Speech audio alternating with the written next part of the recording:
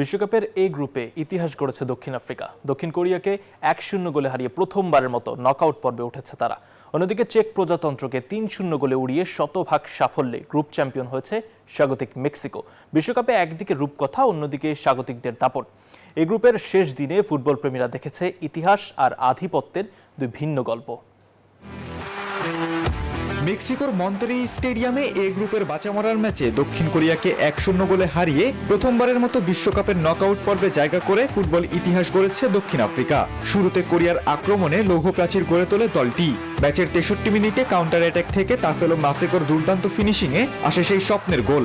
শেষ বাঁশির সঙ্গে সঙ্গেই ইতিহাসের উল্লাসে ফেটে পড়ে দক্ষিণ আফ্রিকা শিবির। আর ড্র করলেই নকআউট নিশ্চিত হওয়া দক্ষিণ কোরিয়া পড়ে যায় অনিশ্চয়তার অপেক্ষায়।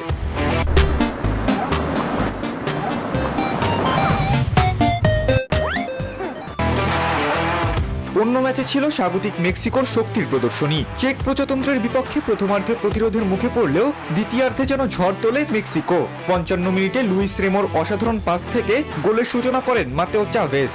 মাত্র 5 মিনিট পর ব্যবধান দ্বিগুণ করেন হুলিয়ান কিনোনেস। যোগ করা সময়ে আলভারো ফিদালগোর গোল নিশ্চিত করে 3-0 ব্যবধানের বড় জয়। এর সাথে চেক প্রজাতন্ত্রের বিশ্বকাপ যাত্রা থেমে যায় এখানেই। 3 ম্যাচে 3 জয়, পূর্ণ 9 পয়েন্ট এবং গ্রুপ পর্বে শতভাগ সাফল্য। স্বাগতিক মেক্সিকো এখন শিরোপার অন্যতম দাবিদার। 1990 সালের ইতালির পর প্রথম স্বাগতিক দল হিসেবে গ্রুপ পর্বের সব ম্যাচ জয়ের কীর্তিও গড়েছে তারা। বিশ্বকাপের মঞ্চে তাই এখন আলোচনার কেন্দ্রবিন্দু রূপকথার দক্ষিণ আফ্রিকা আর দুর্দান্ত মেক্সিকো। খালেদুল ইসলাম তানভীর, নিউজ 24।